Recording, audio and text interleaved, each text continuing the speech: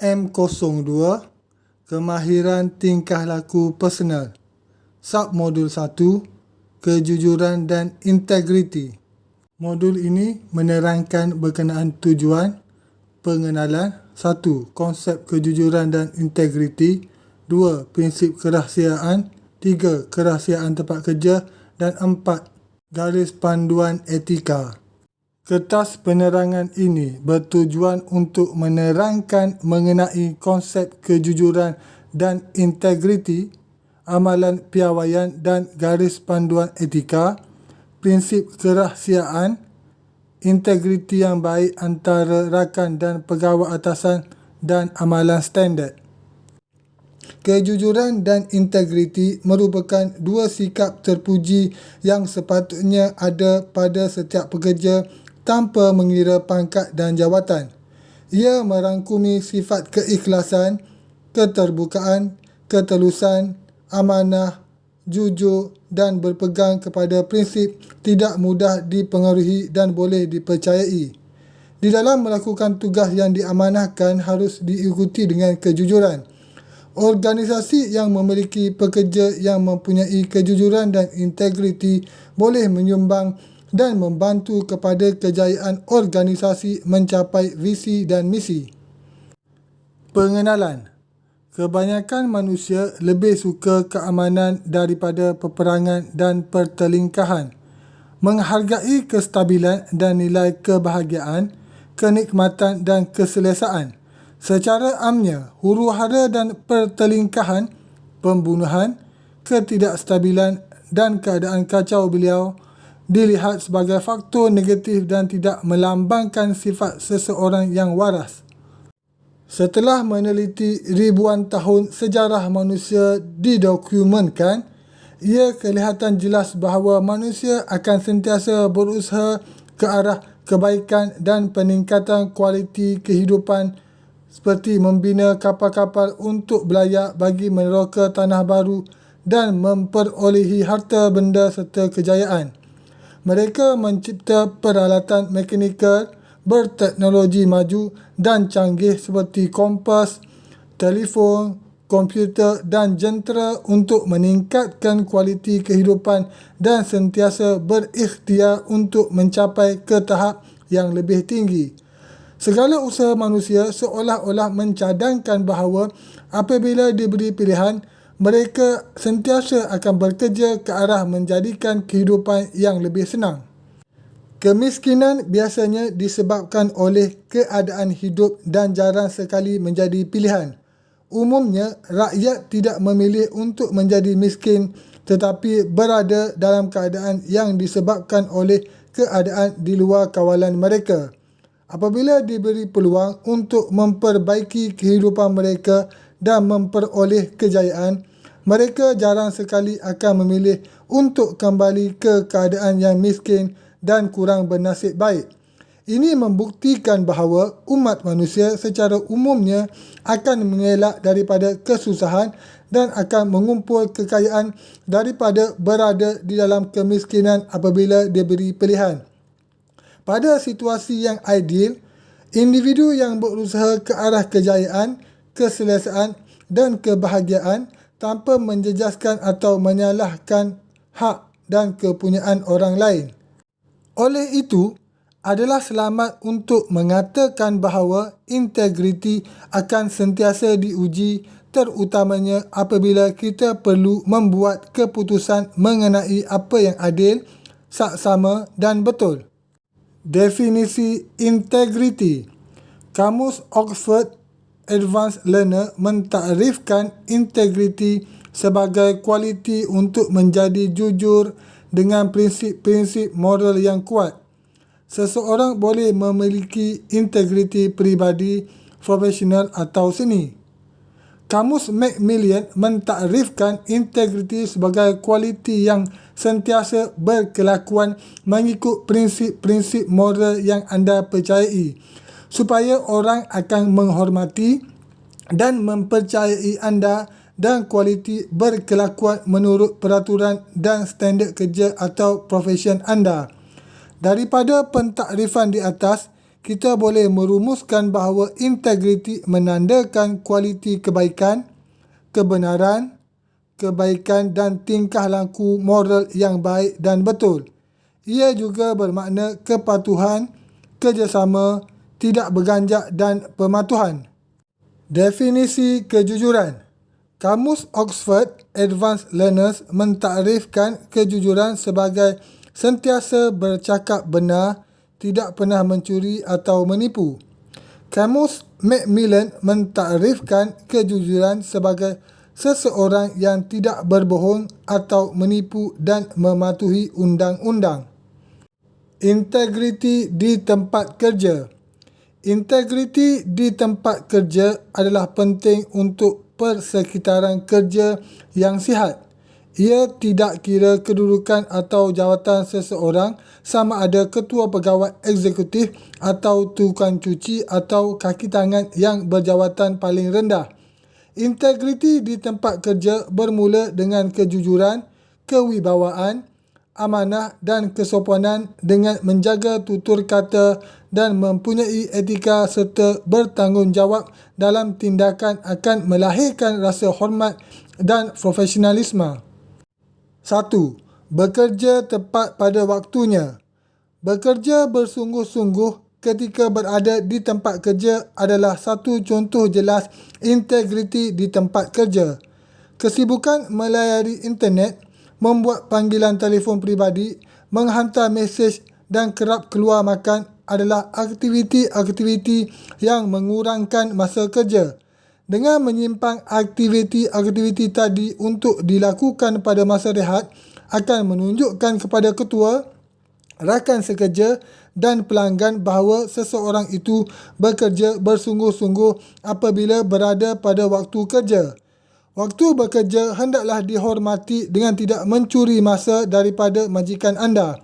Malah, jika anda tidak merakam waktu masuk dan keluar pada kad perakam waktu tetapi memberi tumpuan kepada kerja yang dipertanggungjawabkan, keberadaan di tempat kerja atau stesen kerja atau kawasan kerja pengeluaran akan mempamerkan tabiat kerja anda yang bersungguh-sungguh. 2. Mematuhi polisi syarikat. Mematuhi dasar syarikat adalah cara yang berkesan untuk mempamerkan integriti, mengurangkan prosedur dan mengabaikan peraturan-peraturan di tempat kerja boleh membawa kepada kesilapan, permasalahan dan situasi berbahaya. Kesanggupan anda merekodkan transaksi keuangan dengan tepat, mengasingkan bahan-bahan berbahaya atau toksik dengan cara yang selamat, mematuhi protokol syarikat untuk berurusan dengan pelanggan, melakukan pembersihan atau merangka prosedur dan menyelenggara peralatan dengan sempurna akan menunjukkan kepada orang lain bahawa anda tidak mudah mencari jalan keluar. Dengan mempamerkan diri anda sebagai seorang pekerja yang boleh dipercayai serta mematuhi dasar-dasar syarikat akan menunjukkan kepada ketua dan rakan sekerja yang anda adalah seorang yang jujur dalam menjalankan tugas. 3. Menghormati rakan sekerja dan membina kepercayaan. Dengan menghormati rakan-rakan sekerja, anda akan menzahirkan keinginan untuk mewujudkan persekitaran kerja yang sihat, berkomunikasi dengan sopan, berinteraksi dengan sempurna dan menghormati pendapat dan idea rakan sekerja, mempamerkan kebolehan anda melangkaui kepentingan peribadi bagi kelangsungan sebuah pasukan yang berpusatkan matlamat kerja. Selagi mana anda jujur dan hormat berurusan dengan rakan sekerja, anda akan mewujudkan satu tahap kepercayaan dengan mereka.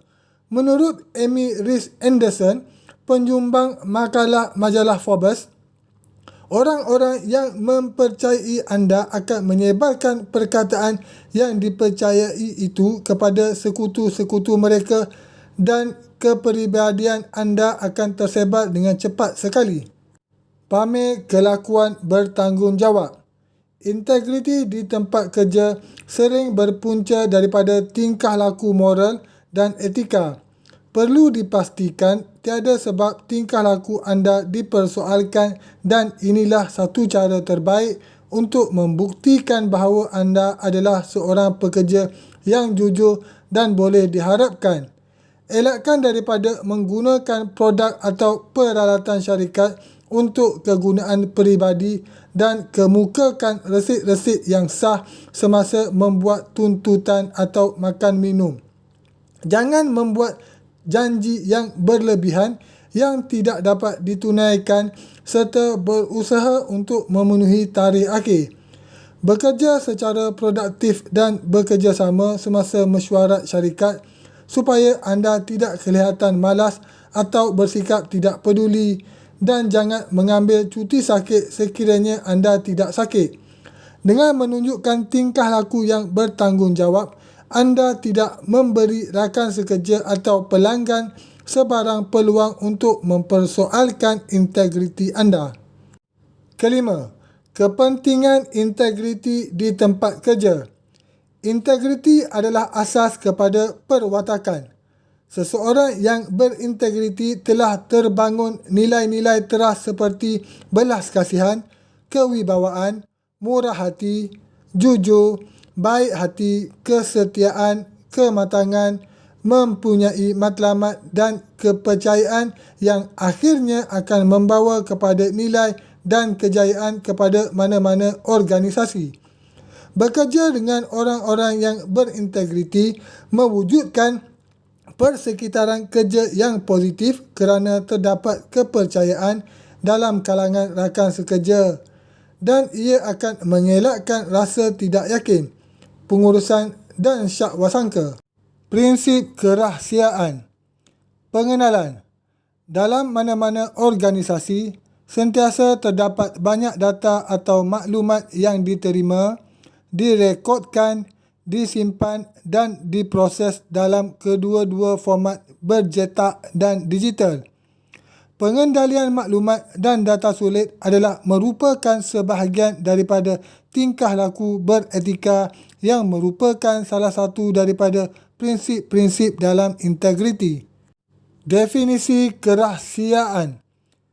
Kamus Oxford Advanced Learners mentakrifkan kerahsiaan maklumat atau data yang disimpan adalah rahsia atau bersifat peribadi dan tidak boleh diberitahu atau dikongsi dengan orang lain.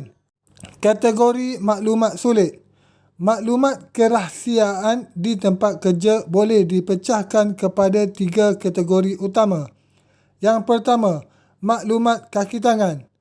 Sesetengah organisasi mempunyai peraturan untuk mengawal kerahsiaan dan pelupusan maklumat pengenalan peribadi.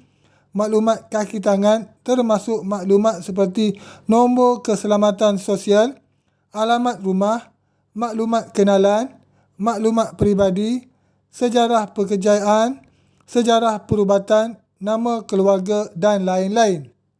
Yang kedua, maklumat pengurusan.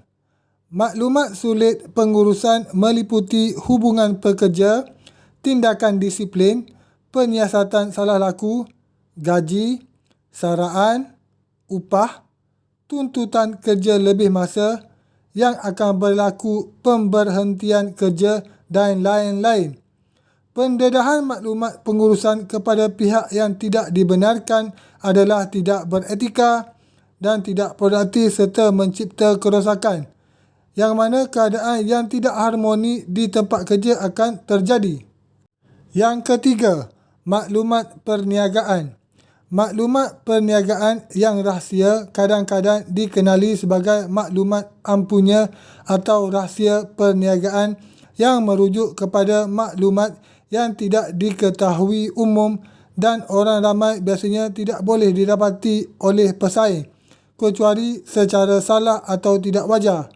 Contoh, rahsia perniagaan termasuklah proses pembuatan dan kaedah serta pelan perniagaan, data keuangan, ramalan dan belanjawan, program komputer, senarai pelanggan, formula bahan atau resepi, senarai pembekal dan lain-lain. Kepentingan kerahsiaan di tempat kerja.